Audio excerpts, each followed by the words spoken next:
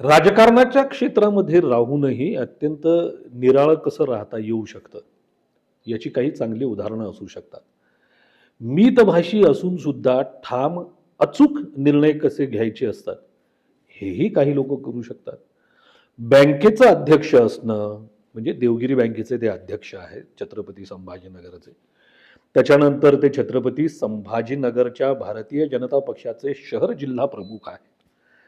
त्याच्यानंतर ते भारतीय जनता पक्षाचे राज्याचे प्रवक्ते पण आहेत. किशोर शितोळे सर माझ्यासोबत आहेत. आणि 8 आर्स प्रोडक्शन्सच्या प्रेषित की पोटलीमध्ये आज आपण त्यांना बोलतं करणार आहोत. ऑफकोर्स काही प्रश्न थेट असतील, काही प्रश्न थोडेसे चिमटे घेणारेही वाटू शकतात. पण त्या सगळ्यांची उत्तरं बेबाकपणे कोण देऊ शकतं हे आम्हाला माहिती आहे आणि म्हणून आज किशोर शितोळे सर आमच्या स्टुडिओत आहेत. सर नमस्कार. नमस्कार, नमस्कार प्रक्षित सर. पहिलाच प्रश्न, गेले 2 दिवस 14 जानेवारीला पतंग उडवू नका किंवा पतंग हे चिन्ह गोठवा आणि मग त्याच्यावर माजी खासदार इम्तियाज जलील यांची एक प्रतिक्रिया की मग पंजाबन नको आणि अशा सगळ्या गप्पा सुरू झाल्यात. त्याच्यापासून सुरुवात करूयात. नेमकं काय म्हणायचं होतं आणि अ, मागणी हीच आहे का? नाही, नाही. ती काही अशी गंभीर मागणी आमची काही त्यातलं नाही. तो राजकारणाचा भाग आहे. करेक्ट. असं चिन्ह आणि त्याच्यामुळे काही आमचं अपयश मिळेल, असं भारतीय जनता पार्टी अजिबात ह्या किरकोळ गोष्टींकडे लक्ष देत नाही. आम्ही विकासाची कामं, जनतेची सेवा ह्या मुद्दे घेऊन आम्ही निवडणूक लढतो. त्याच्यामुळे हा दुय्यम विषय आहे, की त्यांना ती संक्रांत आहे आणि तो पतंग आहे. इतकं इतकं जुजबी किंवा इतकं तकलादू राजकारण भारतीय जनता पार्टी करत नाही. त्याच्यामुळे त्यांना संक्रांतीच्या शुभेच्छा देतो आम्ही. वाटल्यास पतंग देऊन देतो. हो, पतंग आणून देऊ आम्ही त्यांना. पतंगी देऊ मला आणि चक्रीमध्ये गुंडाळून येस, पण ठेवू येस, असं येस. काही आहे. पण तो पतंग कापण्याची क्षमता आमच्यामध्ये. पण त्यांचा नायलॉन दोरा नाहीये ना. तो तर आता त्यांना लावताच येणार नाही. सर, भारतीय जनता पक्ष हा जो पक्ष आहे, हा राष्ट्रीय स्वयंसेवक संघाच्या मुशीतनं तयार झालेला पक्ष आहे.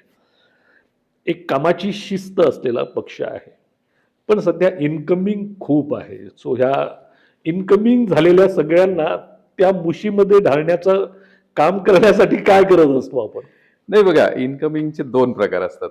एक भारतीय जनता पार्टीचं काम, भारतीय जनता पार्टीचा विकास, भारतीय जनता पार्टीची एक संस्कारित पार्टी आणि ज्या पद्धतीने पक्ष संघटन वाढत चाललंय, त्याच्या प्रेमात येऊन त्या विचाराला स्वीकारून काम करणारी मंडळी, की ज्यांना काही नको असतो, त्यांना विचार म्हणून काम करायचं असतं. आणि आत्ता दुसरा एक गट असतो निवडणुकांच्या तोंडावर काही येणारा, की जो त्यांची इलेक्टिव्ह मेरिट असतं. त्यांना येऊन कमळावर लढायचं असतं आणि असं करताना भारतीय जनता पार्टी कधीही पक्षातल्या निष्ठावंताला वगैरे डावलून त्यांना घेत नाही.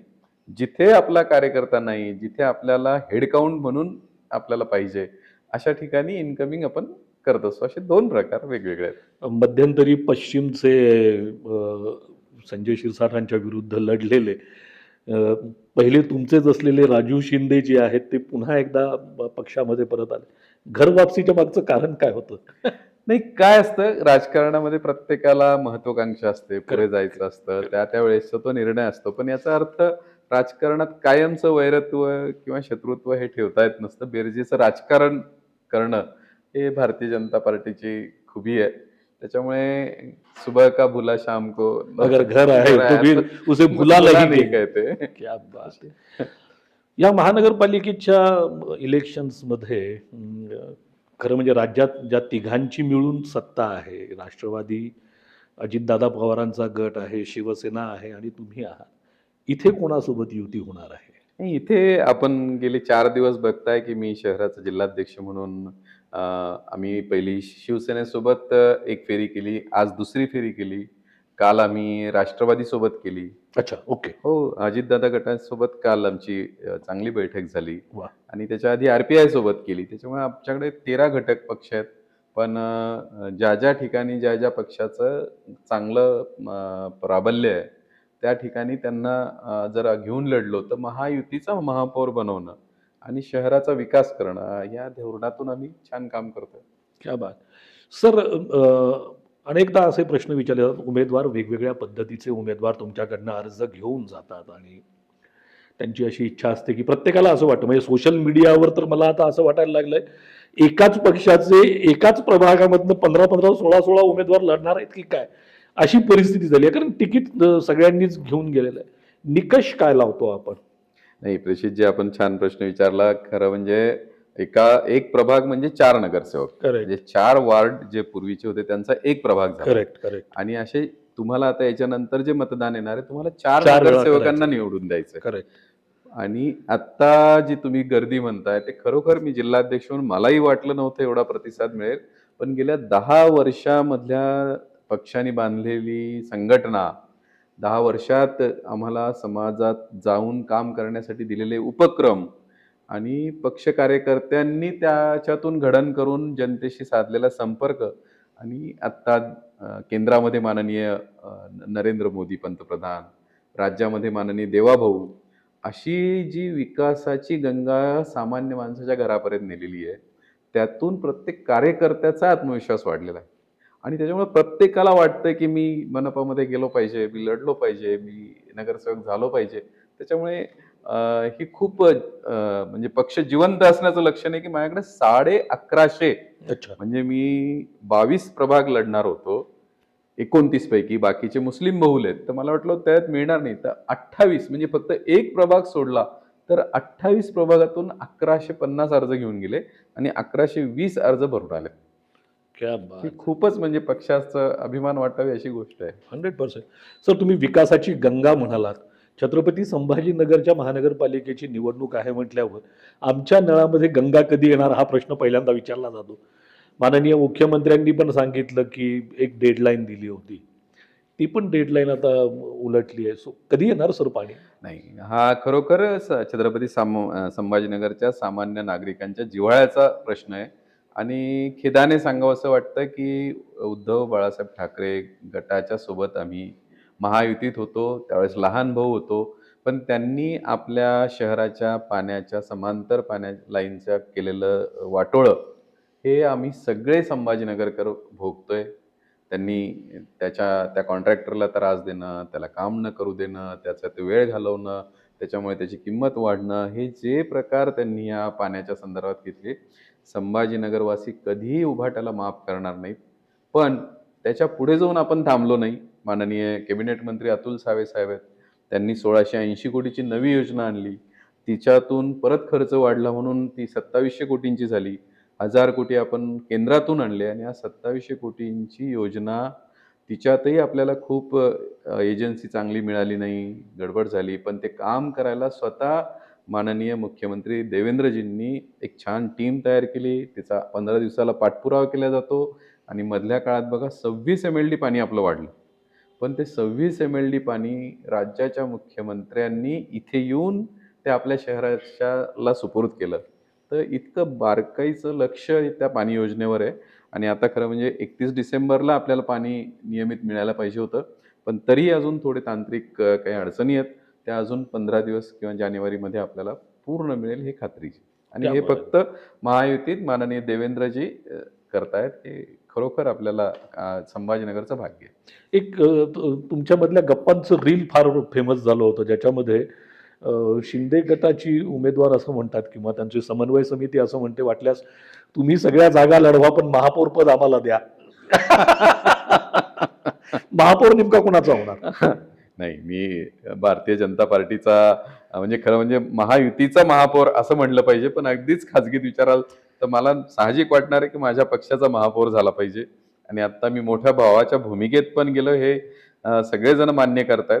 तर त्याच्यामुळे महायुतीचा महापौर, पण खोलात जाऊन विचाराल तर भाजपचा महापौर. क्या बात है. सर, अनेकदा मतदारांना मी जेव्हा जाऊन भेटतो तेव्हा मतदारांमध्ये कन्फ्युजन आहे की आम्ही मतदान करायचं कसं, आणि ईव्हीएम वर हे मतदान होणार का? एवढ्या सगळ्या उमेदवारांची नावं ईव्हीएम वर येऊ शकतात का? कुठल्या पद्धतीने होणार आहे निवडणूक? की आता 4 ईव्हीएम मशीन असतील. ओके. आणि आपल्याला 4 जणांना तुम्हाला प्रत्येक मशीनवर एक बटन दाबायचं आहे. बटन दाबायचंय. आणि असे तुम्ही 4 बटन दाबल्यानंतर तुम्ही 4 नगरसेवकांना तुमच्या सेवेत रुजू करून घ्याल. ही अतिशय नागरिकांच्यासाठी एक खूप जबाबदारीचं काम येणार आहे. त्याच्यामुळे मला खात्री आहे की संभाजीनगरकर हुशार आहेत आणि ते काही कन्फ्युजन न करता महायुतीच्या उमेदवारांना निवडून देतील आणि विकासाची जी गंगा आहे ती अविरत आपण पुढे घेऊन जाऊ. काय बघून आपण उमेदवार निवडतो? अगदी. म्हणजे आता मोठं आमच्या समोरचं आव्हान होतं ते, की एका प्रभागात 40 म्हणजे 4 जण करायचे आहेत. म्हणजे एका वार्डाला 9 ते 12 जण उमेदवार आहेत. आणि ज्यावेळेला आत्ता मुलाखती आम्ही 2 दिवस बसलो, आम्ही 10 टीम केल्या होत्या आणि त्यांच्याशी संवाद साधत होतो. तर इतकं म्हणजे 10 वर्षात आम्ही म्हणालो, की इतकं काम पक्षाने करून घेतलंय कार्यकर्त्यांकडून. जनतेत जाण्यासाठीचे इतके उपक्रम 10 वर्ष दिलेले आहेत, की आम्ही एखाद्या कंपनीत काम करतो की काय, असं इतकं व्यस्त आम्ही असतो, जनतेशी जोडलेलो असतो आणि त्यातून आत्ता सगळ्यांचा कॉन्फिडन्स वाढलाय मी म्हणालो तसं.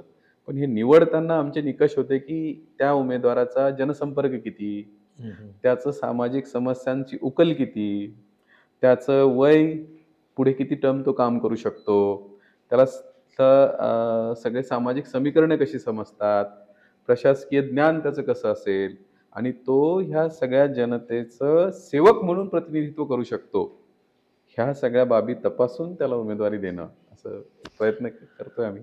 भाजप काही वर्ग वगैरे पण घेतं का? असे निवडून येणारे, समजा आपण असं गृहीत धरू की तुमचे उमेदवार जे निवडून येतात, सो त्यांचं काही प्रशिक्षण वर्ग वगैरे असंही आयोजित केलं जातं? निवडून येण्याचं प्रशिक्षण नसतं. नाही, नाही, निवडून आल्यानंतर. निवडून आल्यानंतर प्रत्येक गोष्ट म्हणजे अगदी मी जिल्हाध्यक्ष असेल, माझं प्रशिक्षण आहे, माझे सरचिटणीस आहेत, त्यांचं प्रशिक्षण आहे. अच्छा. कोणत्याही पदाधिकारी असेल त्याच्यावर सतत जनतेमध्ये जाऊन जे शासनाच्या योजना असतील, आपले सामाजिक उपक्रम असतील, पर्यावरणाचे उपक्रम असतील, आपले अनेक जयंत्या, पुण्यतिथ्या महात्म्यांच्या असतील, क्रांतिकारकांच्या असतील, त्या विषयांना समाजाला जोडणं, समाजापर्यंत घेऊन जाणं, याची अतिशय चांगली रचना वरतून आम्हाला येत असते. त्याच्यामुळे कायम कार्यकर्ता हा सामाजिक उपक्रमात गुरफटलेला असतो आणि त्यातून त्याचं व्यक्तिमत्व घडत जातं. तर हे जर आमच्याकडे म्हणलं जातं, की कुणी तुम्ही घेऊन टाकता, तर खरोखर हा शेवटी कुणी बाहेरचा असेल, तो कसा वागत असेल, पण त्याला भाजपमध्ये घेतल्यानंतर भाजपच्या कार्यपद्धतीमध्ये तो ज्यावेळेला काम करतो, त्यावेळेला तो खरोखर छान काम करायला लागतो. तो पुन्हा चांगलं वागायला लागतो, नीट राहतो आणि आपल्याला अपेक्षा तीच असते, की आमचा समाजातला कोणताही भाऊ हा आपल्या माणूस म्हणून छान वागला पाहिजे, संस्कारित राहिला पाहिजे. तर ती कल्चर आमच्याकडे आहे. जे खळांची व्यंकटी सांडो असं काही करता? नाही.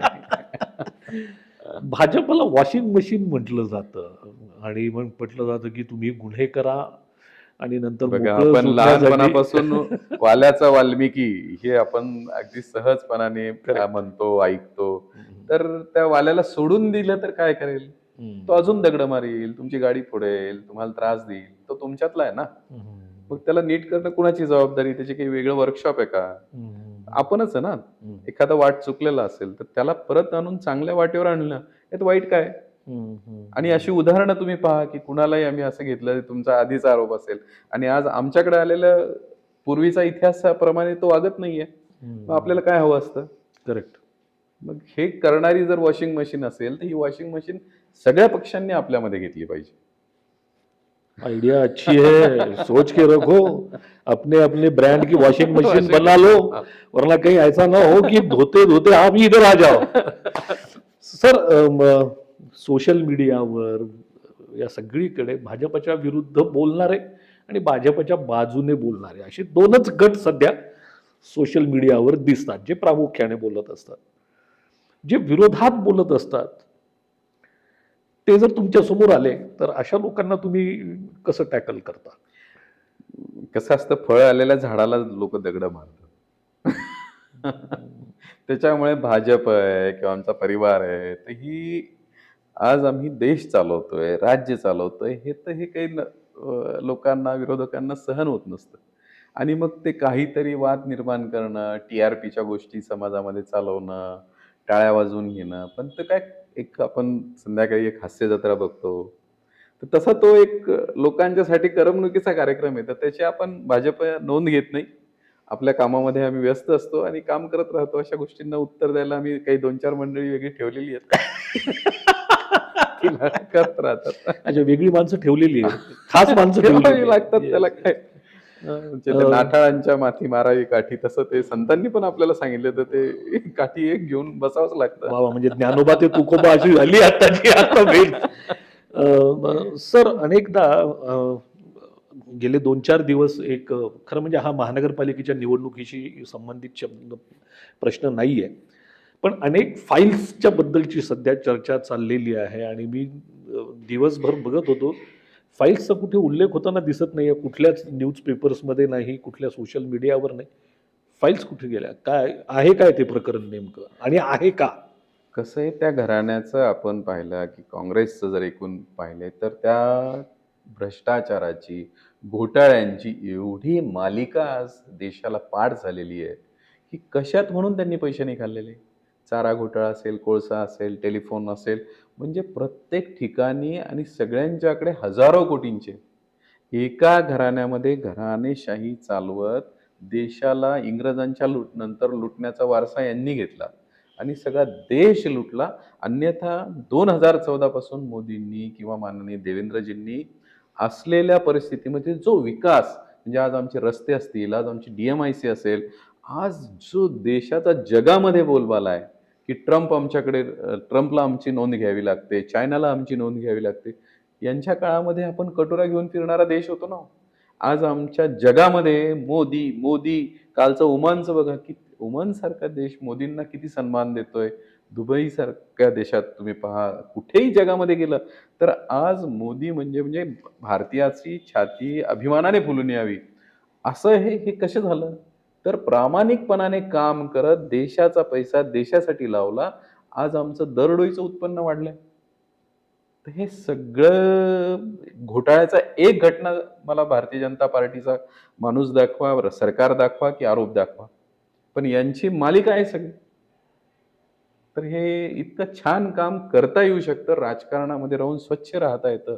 हे भाजपने एक जो पायंडा टाकलेला आहे, तो काँग्रेस कधीच त्यांना झेपू शकत नाही, पेलू शकत नाही. नॅशनलची जी मोठे नेतृत्व आहे, राज्याचे जे मोठे नेतृत्व आहे, त्यांच्या कार्य करण्याच्या पद्धतीचा परिणाम सुद्धा स्थानिक राजकारणावर होत असतो.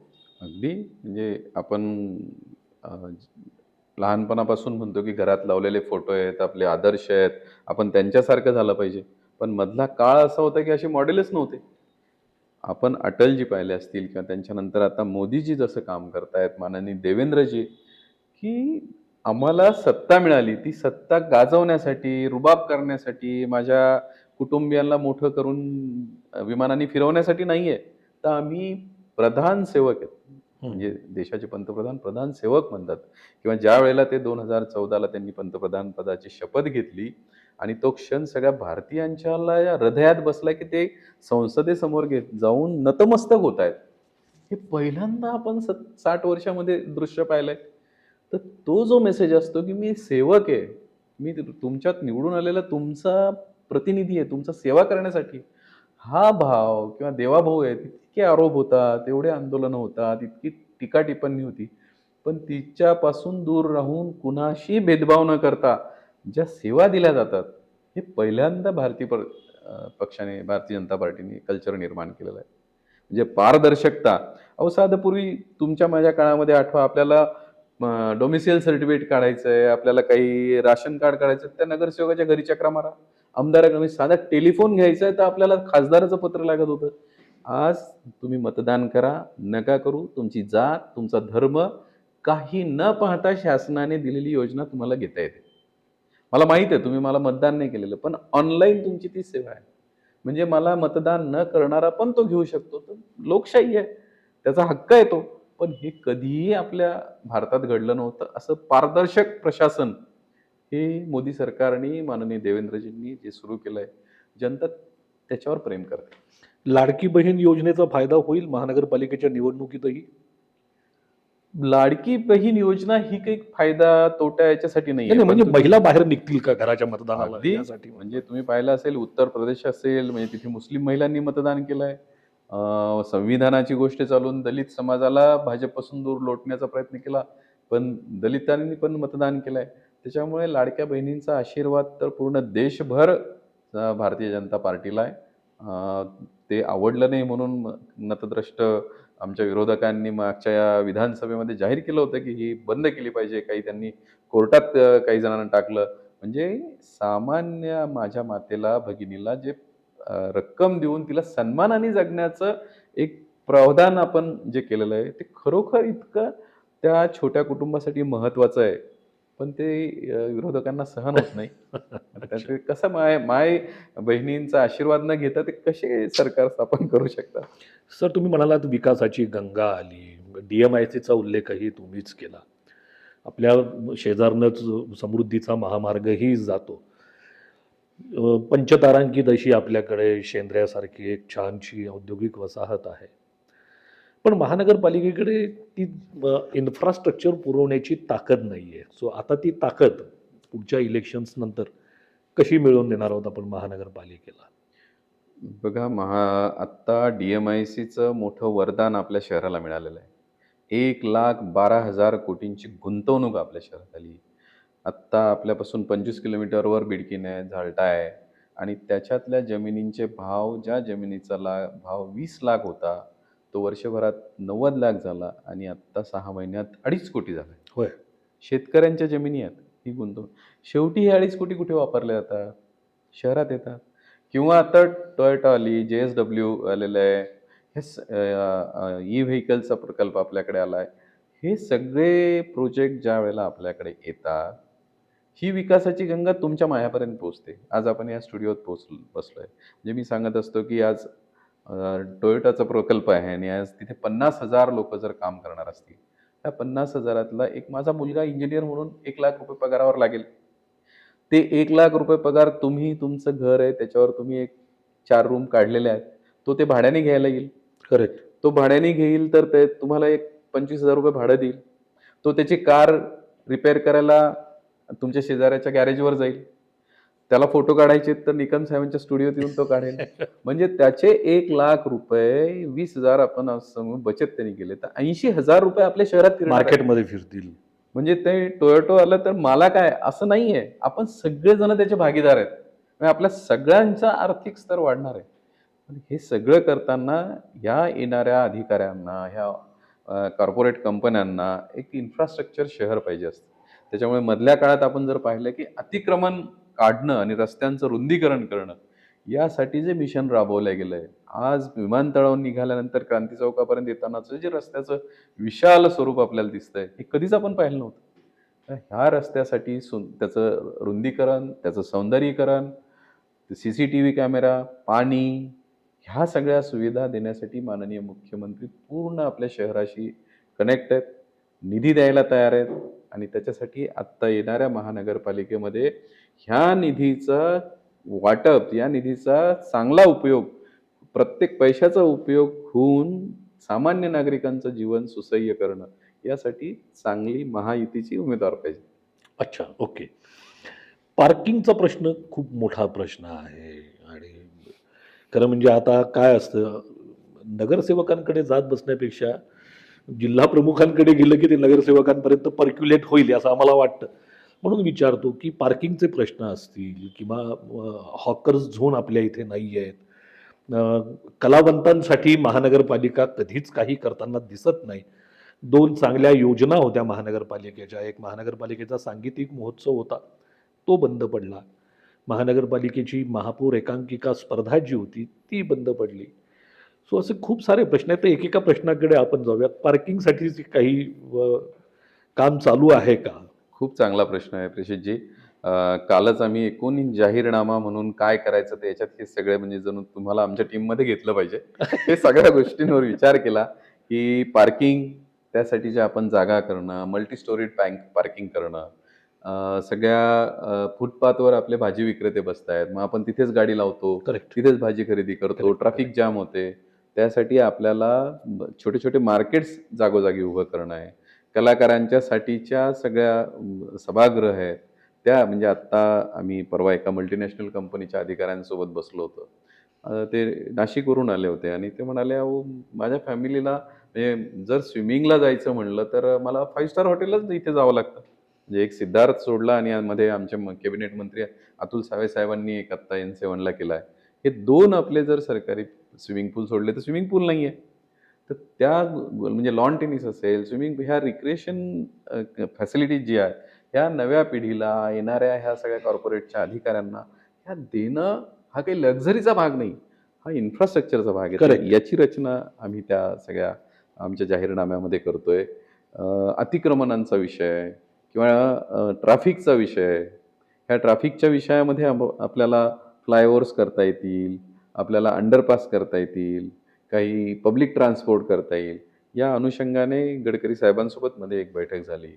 तर हे सगळे प्रश्न घेऊन काम करायचं असेल तर ट्रिपल इंजिन सरकार म्हणजे केंद्रात पण, राज्यात पण आणि इथे असेल तर विकास हा व्यवस्थित होऊ शकतो.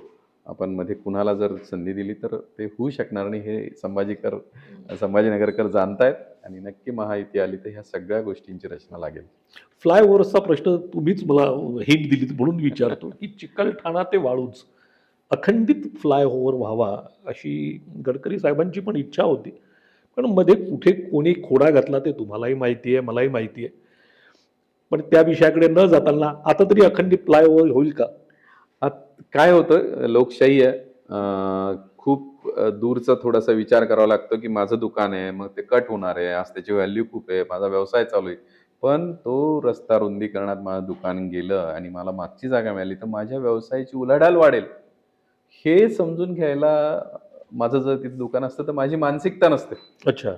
पण तो आज 50 फुटांचा रस्ता जर 200 फुटाचा झाला, हो. तर माझी उलाढाल वाढली, हां. तर मला थोडंसं आज त्रास सहन करावा लागेल. तर हे जरा आम्ही आमच्या बांधवांना, आमच्या नागरिकांना समजायला पाहिजे.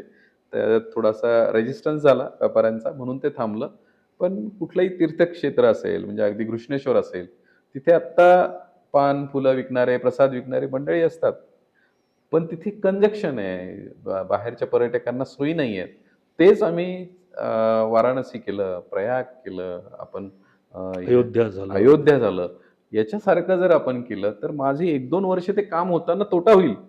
पण आज मी जर ₹1,00,000 त्या प्रसाद विक्रीतून कमवत असेल, तर उद्या मला मात्र 5,00,000 मिळू शकतात. कारण पर्यटकांचा ओढा वाढेल. हे जे व्हिजन असतं, हे जरा आपण समजून सांगण्यात कमी पडतो. हे जर झालं तर छान होऊ शकतं. पण आता हे जे तुमच्या डोक्यातलं विजन आहे, वरच्या नेतृत्वांच्या, शीर्ष नेतृत्वांच्या डोक्यातलं विजन आहे, हे तुम्हाला ज्यांच्याकडनं राबवून घ्यायचंय, त्यांच्या मनावर कसं ठसवणार आहात? म्हणून तुम्ही जे मध्ये म्हणालात, की कार्यशाळा वगैरे ट्रेनिंग हे सगळं आपल्याकडे केलं जातं. आता मॉडर्न सगळं पॉवर पॉइंट प्रेझेंटेशन आहे. त्याचे आपल्याला व्हिज्युअल्स तयार करता येतात. तर हे सगळं तयार करून त्या टीम म्हणजे अफेक्टेड लोकांच्या किंवा ते जिथे विकास करायचा आहे, त्या मंडळींना घेऊन बसून त्यांचं प्रबोधन करणं आणि ते व्हिजन दाखवणं, की "अरे राजा, आज थोडासा त्रास सहन कर, पण हे जर रुंद झालं, तर त्याने जो ग्रेस वाढणार आहे, त्याने जो आपला आर्थिक स्वायत्तता वाढणार आहे, ती खूप मोठी असणार आहे."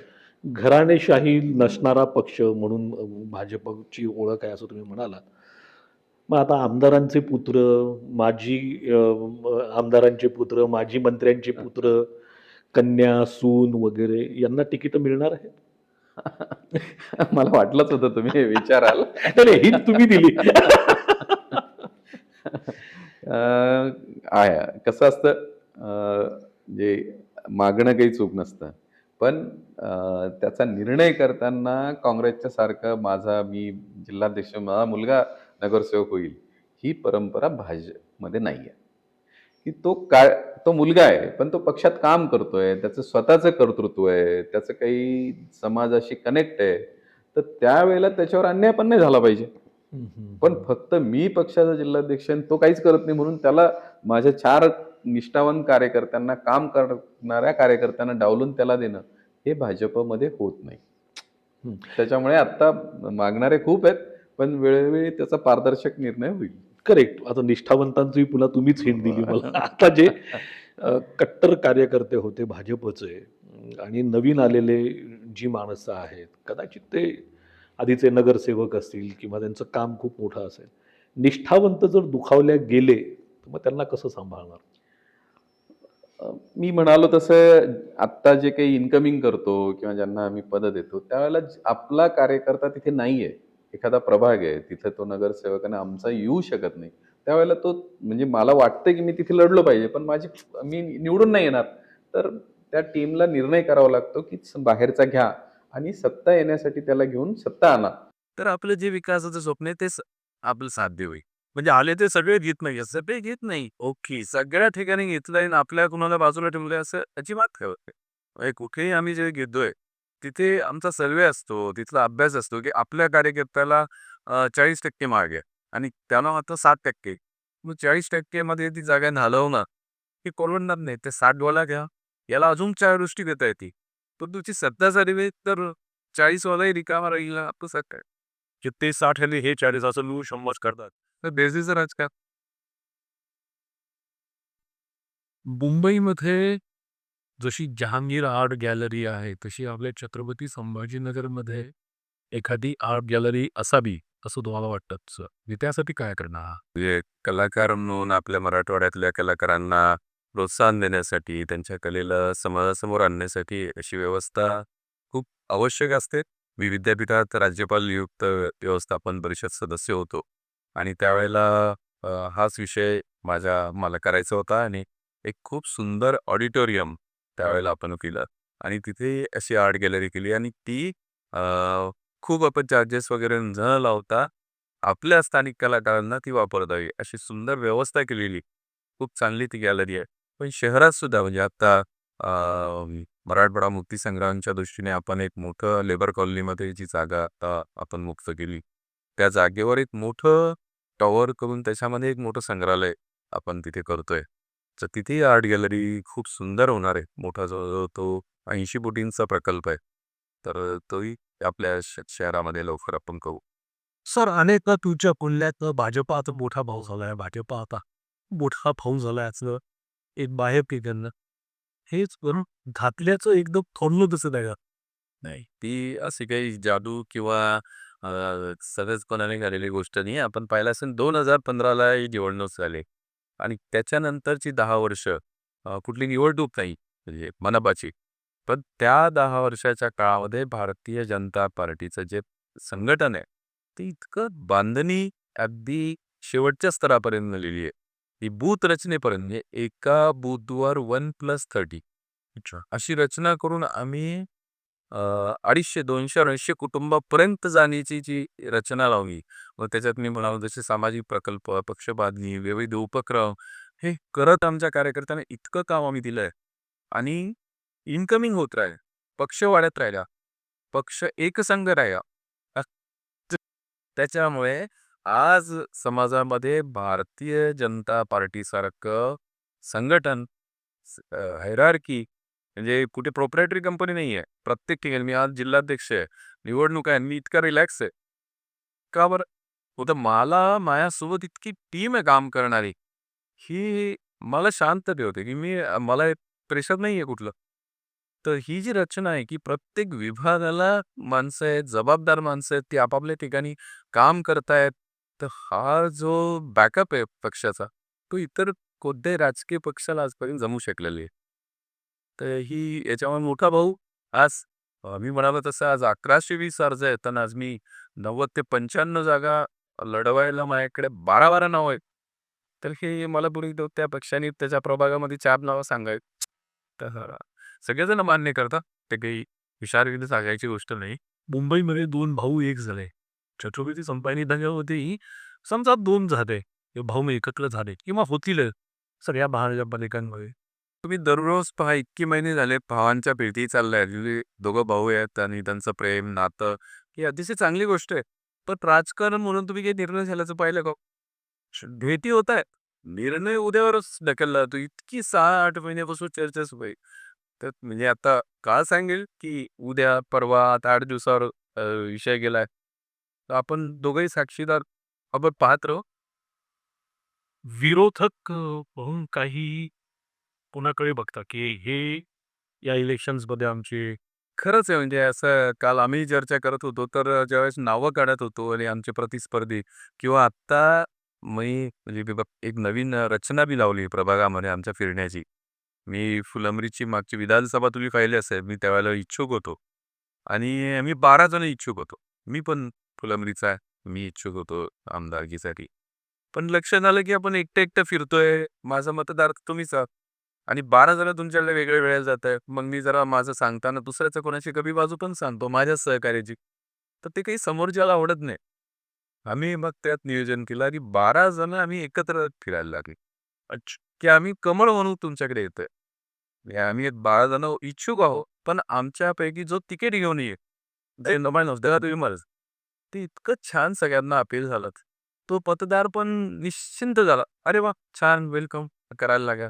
आणि योगायोगाने म्हणजे मला तिकीट नाही मिळालं, पण अनुराधाताईंना मिळालं. त्यांचं तिकीट घोषित होताच 20व्या मिनिटाला बुके देणार मी होतो. हां, की बाबा आता ताई तुम्हाला मिळालंय, आपलं ठरलं होतं, आता मी तुमचा प्रचार करणार आणि जोरात कामाला लागतो. त्या आज आमदार झाल्या. हाच फॉर्म्युला आता मी मनपामध्ये देईन. अच्छा. हो. आत्ता तुमचं ज्योतिरादित्य वॉर्ड आहे. आज माझ्याकडे तिथे 4 जागांना तुमच्याकडे काही उमेदवार येणार आहे. माझ्याकडे 40 उमेदवार आहेत. भाजपचे 40 जण तुमच्याकडे जर येणार आणि बेल वाजवून सांगणार, की मी भाजपचा आहे आणि मला द्या. इरिटेट होऊन जाल ना तुम्ही. अरे! आत्ता हे ज्यावेळेस आम्ही अपील केलं, सगळ्या आमच्या मंडळ अध्यक्ष आणि उमेदवारांना सांगितलं, एकत्र फिरा.